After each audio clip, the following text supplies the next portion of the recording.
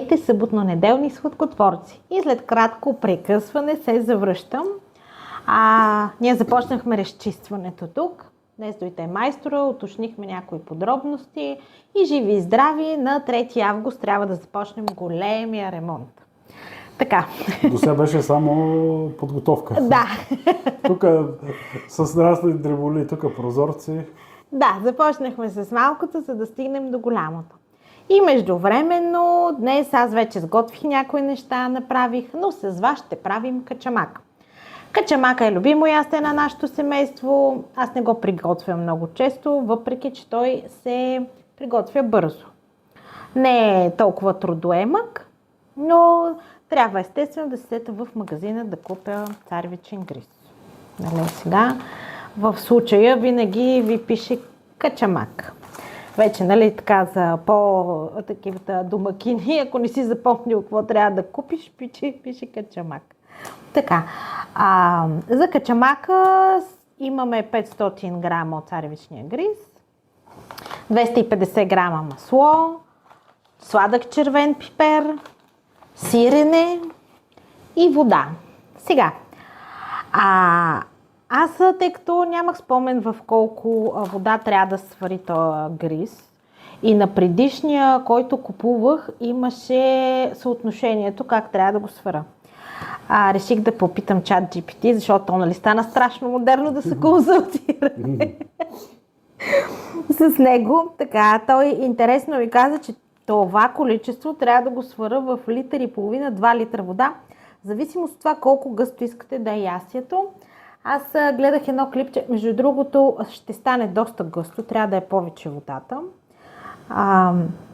в което жената показва, че около 200-250 грама ги вари в литър и 200 милилитър вода, така че ще ги направя може би около 2 литра и половина. Защото след това накрая, това нещо го пъхаме в фурната с леко настърган отгоре кашкавал и там също дръпва от водата, така че не искаме да стане да ни е текливо, искаме да си е хубаво на вкус все пак. Така че да ви покажа какво вече сътворих днес. Направихме милинки по онази рецепта, вижте как се надухам. Гледайте в канала това, какво беше? Памук погаче? Не, това не е памук погачета, това са милинки, нищо не месиш, нищо не точиш. Значи в случая само се бърка.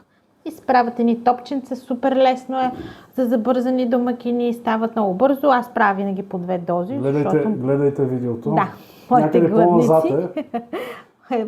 Едни от първоначалните видеа горе-долу. Направихме една бисквитена торта с шоколадов крем. Разбира се, само бисквити и крем, като в ванилов крем сложих парченца черен шоколад. И ябълки. Няма ябълки. Изненадата е, тук имам един десерт, който никога не съм го показвала и за който някой ден ще дам рецептата. Това е акварк от Lidl, онези кутийките с карамелизирани ябълки с канела и натрошени бисквити. Става страшно вкусно. Това нещо може да го сложите в фризера, леко да се замрази и става като сладолед. Много е вкусно, може да се направи и с друг плод. Аз съм го правила преди, не помня преди колко време, но го правих в купички. Сега го направих тук, защото ме домързя да го разхвърлям по купички. Както виждате, повечето неща тук у нас са изчистени. Така че да започваме. Първоначално ще използваме 2 литра и половина вода, от които половината ще сложим на котлона да заври с 2 супени лъжици сол. А другата половина ще разтворим нещето в тях. И с бъркане ще добавим разтвореното нещите, след като водата заври. Ще го видите този процес след малко. Така че слагаме водата да заври, разтваряме това в другата половина и се прехвърляме към котлона. И така, водата вече е завряла, сложили сме вътре солта. Ето тук в другата половина от водата сме сложили качамак.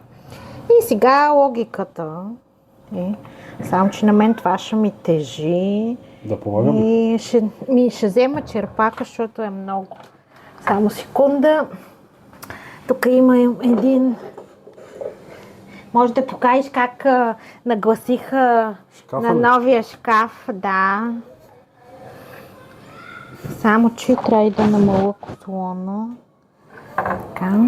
Ето това е новия шкаф, който Новия също... стилаж. Новия стелаж, за който има видео. Пишман майстор отново в действие. Добре, че беше води. Гледайте го, много е забавно. Нали, част от нещата в кухнята ги изнесахме тук, защото сме в процес на разчистване. Да. И микровълновата се събра точно, за което аз съм много щастлива, защото нали, той се би казва, абе ние мерихме, ама ти мериш, прави, струваш и някой път.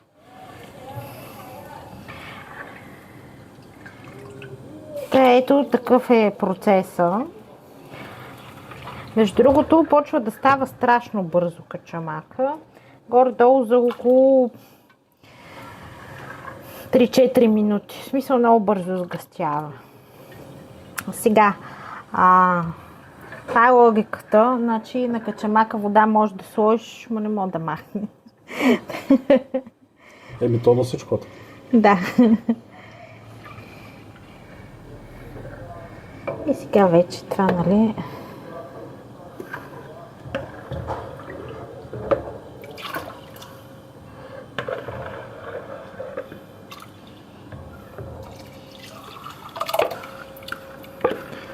го слагам. Така. И почваме да бъркаме. Тъй като почва да се сгъстява доста бързо, не го оставяте, просто го наблюдавате и бъркате, докато се позгъсти и почне да се образуват едни балончета плок-плок. Скъпи приятели, да ви кажа, значи откакто махнах изкуствения интелект на камерата, поне за момента снима страшно добре. Така че някой, ако му е вградил, как беше, телефона му е вградил изкуствен интелект в камерата. Ами то това се случи след един апдейт. Да го махне. Да, просто много развали качеството и ние се чуихме защо така не ни се получава. Сега това трябва да ще позаври и почне да се сгъстява.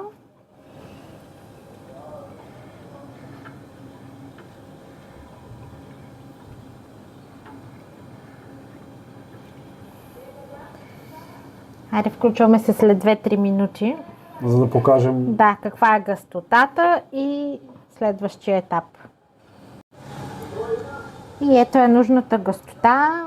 И аз чудя от одеве, що не тръгва да се сгъстява. Върнала съм 2 нива назад на котлона и викам, бе, нещо не ще.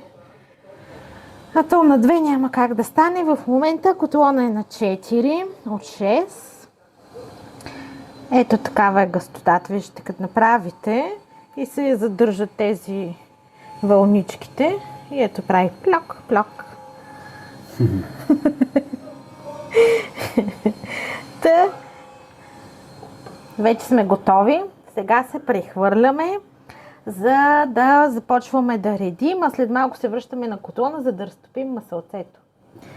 В ето този тиган. Това е уред за превъзпитание. Да. Така че, айде да влизаме вътре и започваме следващия етап. И следващия етап, масълцето взимаме, това масълце ще го разтапяме от него. Намазваме тавата. Сега някои разтопяват маслото и мажат с разтопено масло. Се тая. По принцип олио не слагам. Някои слагат олио, някои го правят с пръшки, ние си го правим с сирене. Нали, традиционното е с пръшки. Така, намазали сме тавата и сега отиваме да разтопим масълцето. Защото ще редим качамак, сиренце, масълце с червен пипер и така. И най-отгоре кашкавал.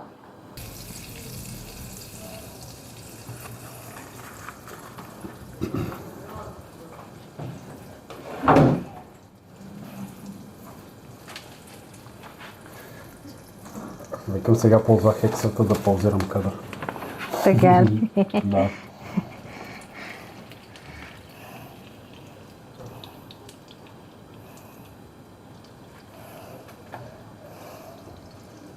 Пускай, ако искаш. Но то видеото върви. Ау, как ме изненада. Да. Добре. Значи, да кажа само на това количество масло, може би ще са нужни около 2 супени лъжици червен пипер. Добре. Така. Разтапяме го, но не го запържваме, да знаете. Значи, разтопили се цялото, слагаме червеното пиперче. Аз по принцип червения пипер си го слагам на око, но ориентировачно, нали? Да знае някой, който ще го прави за първи път. Моя първи качамак, когато го правих, ефекта след като поистина беше като настъпан. И аз сега кажи ти, като го разтапяш това масло, според теб истинско ли е или фалшиво? Само баба знае. Това масло от краварката на въгъла. Deutsche Markenbutter. Да, без да правим реклама, нали? И ние... Пише, че е произведено в Германия, ама Да. сега нали излезнаха много такива, как да кажа, статии, Да, последно че е време фалшиво. трудно е да си намериш и хубаво домашно масло. Обикновено купувам нещо, което е на промоция в магазина. Това от Lidl. Ако в немски магазин, ако продават не е немско масло и то е фалшиво, представяш ли се? Не знам си. Така, ето до такова положение разтапяме маслото и слагаме червения пипер. Ето виждате, аз си го слагам на око. Сега може някои обичат повече, някои обичат по-малко.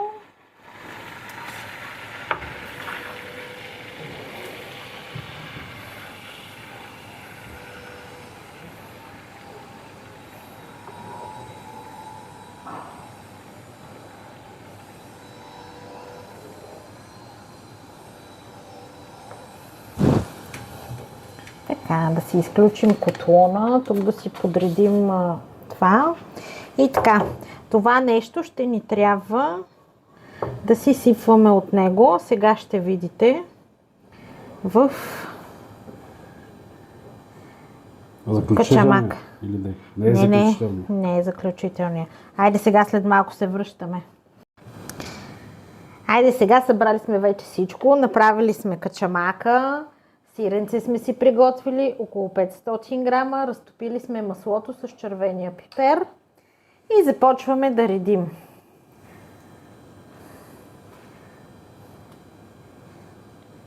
В случая аз ще го направя на 2 пласта. Той ще разделя това количество на 2.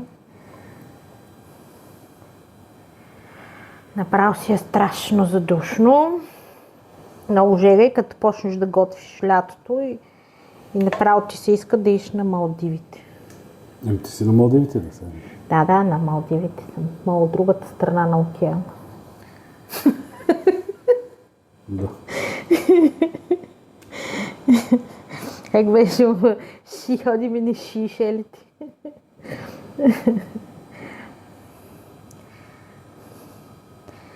И така, сега. Ето е така си правим. Сега не се получава много, защото той не е толкова изтинал, но идеята е, като сложите масълцето... Да попие. Точно така. Натрошаваме сиренцето. Аз на времето съм виждал толкова гъста качамак, че да е с точилка го... Ами то така е. С точилка го разбъркат. Едно време, нали, бабите, защото в голям казан се е бъркало и се е правило. Даже има такъв събор на качамака. Не знам къде се прави, сега нямам спомен. Гледала съм. Ако някой от вас е присъствал, пишете в коментар, на мен ми е интересно. Ние сме яли Качамак в Родопите основно, като сме ходили. И знам, че е традиционно ястие мамалига, така ли се казваш? Мамалига е на румънско, на българския качамак. Да, в Румъния. Това знам за качамак.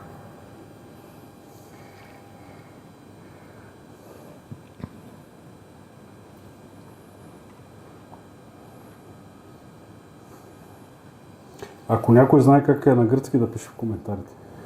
На гръцки качамак. Да. В Гърция има ли качамак? Има, да. Сега в момента не се сещам как се казва, но има. Интересно. Някой, ако знае, да пише в коментарите. Така, и сега започваме така да си слагаме, като отгоре също ще сложим. Т.е. разделяме си го количеството на 2.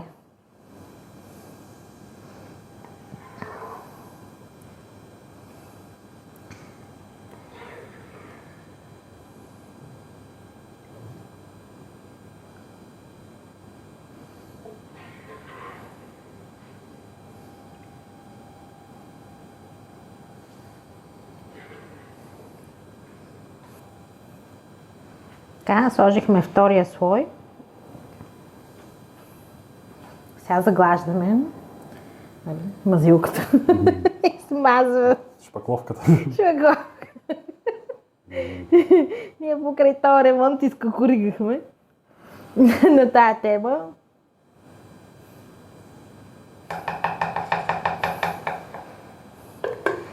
И аз да ви кажа, още не съм решила какъв цвят ще бладисваме кухнята. Нали, Сагата, ремонта продължава, ще има, как беше Да. един латиноамерикански сериал, ще има злъсва. като дързо си красота. Като дързо си красота ще е. Да. Това какъв ще е цвета, ще видите в едно от следващите видеа. Другото, което е, Събиша е тук с майстора. Да. Той ще ви снима етапите Да, ще ви снимам етапите. Сега на майстора не знам дали ще иска да се снима. Да, дали ще искат да се снимат Ама ако не майсторите. иска да се снима, ще ви показвам след това. Преди и след тях, нали? След тях какво е направил. Ще ви казваме какви са процесите, какво правим. Ще бъде забавно, защото нали, след майсторите почваме ние да си вършим нещата. Който е гледал Пишман майстора, знае колко. Да, ще има нова, как беше, нова поредица. Пишман, Бяга и работа, че идва. как беше Пишман майстора, сагата продължава. Бяга и работа, че идва. Да. Ще бъдем забавни. Ще се забавлявате на наш гръб горе-долу, няма значение. Ние се забавляваме така. Така, слагаме и другото масълце, настъргваме кашкавал и бутаме във фурната. И ето ни на финала на нашия качамак. Така, какво направихме? Ред качамак, ред сиренце, масълце с червен пипер. Настъргахме кашкавал и сложихме във фурната. Може би около 15 минути, докато кашкавала се запече. Или ако на вас ви харесва само да се разтопи, както предпочитате, препоръчвам с 2 ръце, страхотна вкусотийка. Опитайте, няма да съжалявате. Ние си направихме салатка, нашето семейство сяда да вечеря. А вие, ако сте харесали нашите видеа, абонирайте се, ударете по един лайк и бъдете заедно с нас в нашите кулинарни забавления, къмпинг приключения, а и скоро Пишман майстор отново в действие. Пишман майстор забавления. Да. Така че до скоро, скъпи приятели!